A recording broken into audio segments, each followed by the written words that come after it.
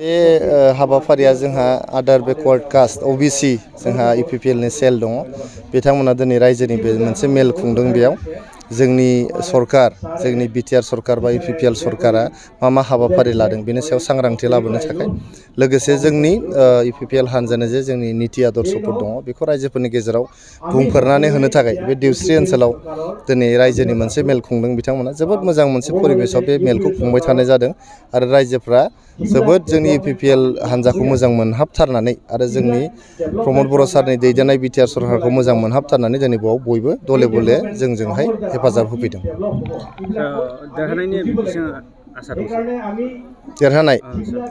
जोंनाथ' जेबो अपोजिशनानो गैया जोंनावथ' बेहाय एनडीए हिसाबै गेलेगोन नालाय जोंना मोननै एमपी समस्ति दं मोनसे दरं उदालगुरि बेयावबो जोंना एनडीए हिसाबै गेलेगोन बाव जोंनि बीजेपीनि केन्डिडेट थागोन दरं उदालगुरियावहाय आरो जोंनि क'क्राझार लकसभा समस्तियावहाय एनडीए नि जानानै यूपीपीएल नि केन्डिडेट थागोन आरो बे एनडीए नि बा जोंनि यूपीपीएल नि हेंथायै जाय गेलेगोन बे क'क्राझाराव आरो दरं उदालगुरियावबो बिथांमोना गावनि डिपजिट होनायखौनो मोनफिननाय नङा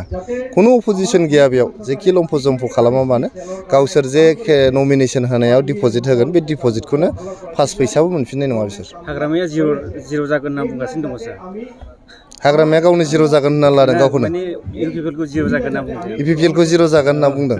बिदि जिर' जागोन होननानै जुदि बिथाङा बुंदों आङो दाखालिनो बुंदों हाग्रामा महिलारि सारा जोंनि आगोलनि बिटिसि नि चिफ हाग्रामा महिलारि सारा दा गोजोनि जाबाय गोजोनि फिल्मखौ नुबाय गोजोनि फिल्माव जेरै आमिर खाना गासिबो बावजोबो गावनि मुंखौबो बावो थिग बेबायदिनो बिथाङा दा चन्दन ब्रह्मखौबो सिनायला बावबाय चन्दन ब्रह्मआ बिनि आगदा आखाइमोन खनथाम केबिनेट मिनिस्टार जादों बिथांजों जेब्लानाखि बिटिसि दाजेनदों डिपुटि चिफमोन चन्दन ब्रह्मआ गावनि बीपीएफ नि जेनेरेल सेक्रेटारि प्रबिन बर'मोन ना प्रबिन बर' आसुनि प्रेसिडेन्ट दंमोन बियो आसाम माने अल आसाम स्टुडेन्टस इउनियन आसुनि प्रेसिडेन्टमोन आरो बीपीएफ नि जेनेरेल सेक्रेटारिमोन जेब्ला बीपीएफ निफ्राय रिजाइन होबाय प्रबिन बर'आ बिथाङा बेखौबो सिनाया सोरमोनलाय होननानै सोंदों ओंखायनो आं बुंदों बिथाङा बड'लेण्डनि सासे गोजोनि जाबाय गोजोनि। यूपीपीएलजों आरो बीपीएफजों बेसेबां डिफारेन्स जागोन सार? डिपजिटखौनो मोनफिननाय नङा डिफारेन्सथ' खोथायानो गैया नैबे 2024 नि जे लकसभा इलेक्सन दं बिनि उनाव आरो बीपीएफ होननाय थाला बीपीएफआ माने गासिबो बायनानै हानजायानो थानाय नंला आरो गोदो मेरला हानजा दंमोन बर'फोरनि गेजेराव गोमालांजोब्बाय सोरबा पिटिसिए माबा माबि दंमोन बे पिटिसिए बायदिनो बीपीएफआबो जागोन गोमालांसिगोन बिसोर। आङो बुंबायानो थादों आङो सासे साधारन कर्मिमोन यूपीपीएलनि बिराद साधारन सासे कर्मि आं पस्टार सिथाबोमोन आङो साहा बिलाइनानै होयोमोन आं माइक लानानै साउटिं होयोमोन चेयार टेबोल बोथ्रोदनानै होयोमोन मेल मिटिं खुंनानै होयोमोन लिडारफोरनो खिबु थायोमोन जिन्दाबाद मुर्दाबाद होनग्रामोन जोङो दा बे साधारन सासे कर्मिनिफ्राय आङो दा दलनि साधारन सम्पादक नङा होमबा जेनेरेल सेक्रेटारि आङो बिराद सेटिसफाइड आंनि जे प्रग्रेस हानजायाव जे आं बेबायदि मोनसे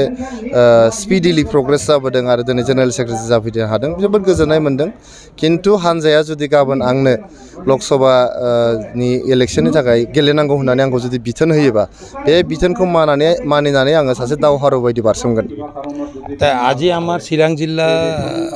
ওবিসি সেলৰ यूपीपीएলৰ যে ওবিসি সেল আছে ওবিসি সেল চিৰাং জিলাৰ সৌজন্যত আৰু ওবিসি সেল কেন্দ্ৰ কমিটিৰ মানে ইয়াত সহায়ত ইয়াত দেউচিৰেত চিৰাং জিলাৰ দেউচিৰেত ওবিসি সেলৰ এটা পাব্লিক মিটিং ইয়াত অনুষ্ঠিত হৈ যায় তো পাব্লিক মিটিঙত মই দেখিছোঁ ইয়াত আহি আমাৰ ওবিসি সকলৰ বিশেষকৈ গোৰ্খা সান্তালী ৰাজবংশী তথা আন বিভিন্ন ওবিচিৰ যিবিলাক ওবিচি কেটেগৰীত পৰা আমাৰ সম্প্ৰদায়ৰ পৰা ইয়াত উপস্থিত আছিল তো ইয়াত উপস্থিত হৈ বিশেষকৈ তেখেতসকলে যি ধৰণে यूपीपीएলক মানে এটা সমৰ্থন দিছে বা यूपीपीएলক ভাল পাইছে বৰ্তমান বিটিআৰ চৰকাৰ তথা আমাৰ বিটিআৰ প্ৰধান তেখেত প্ৰমোদ বড়ো ডাঙৰীয়াই যি ধৰণে বিটিআৰ কাউন্সিলটো চলাই লৈ গৈছে আৰু বিভিন্ন আঁচনিবিলাক দৰিদ্ৰ সীমাৰেখাৰ তলত থকা মানে যিবিলাক মানে জনসাধাৰণৰ কাৰণে বিভিন্ন আঁচনিবিলাক যেনেকৈ তৈয়াৰ কৰিছে এইটো ইয়াত তেখেতসকলে শুনি তেখেতসকলে ভাল পাইছে বুলি মই ভাবিছোঁ আৰু ইয়াত উপস্থিত হৈ বিশেষকৈ মই দেখিছোঁ এই এৰিয়াত यूपीपीएলক মজবুত কৰিবৰ কাৰণে यूपीपीएলক শক্তিশালী কৰিবৰ কাৰণে তেখেতসকলে ওলাই আহিছে আৰু আগন্তুক দিনত নিশ্চয় এই এৰিয়াত यूपीपीएल ওবিসি সেলৰ জৰিয়ে ওবিচিসকলেও यूपीपीएলত ভালকৈ আগবাঢ়ি আহি ইউ পি পি এলক মজবুত কৰিব আৰু প্ৰমোদ বড়ো ডাঙৰীয়াক বহুত দিনলৈকে ইয়াত চৰকাৰত থাকি এই প্ৰপ'জ যি ব্ৰহ্মপুত্ৰৰ উত্তৰ পাৰত যি দীঘলীয়া যি সংগ্ৰাম এটা বড়োলেণ্ডটো লৈ আজি BSc BTC আৰু আজি BTR একৰ্ড যি হৈ গৈছে এই সকলো যিবিলাক BTR একৰ্ডত যিবিলাক মানে দফাবিলাক যিবিলাক মানে একৰ্ডবিলাক যিবিলাক কৰা হৈছিল চুক্তি যিবিলাক কৰা হৈছিল সেইবিলাক ৰূপায়ণ কৰাৰ ক্ষেত্ৰত প্ৰমোদ বড়ো ডাঙৰীয়াক তেখেতসকলক সহায় কৰিব আৰু ইউ পি পি এলক সহায় কৰি ইয়াত এটা পাৰ্মানেণ্ট পিচ অনাৰ কাৰণে আমাৰ OBC সকলেও ইয়াত অংশগ্ৰহণ কৰিব বুলি মই আশা কৰিছোঁ।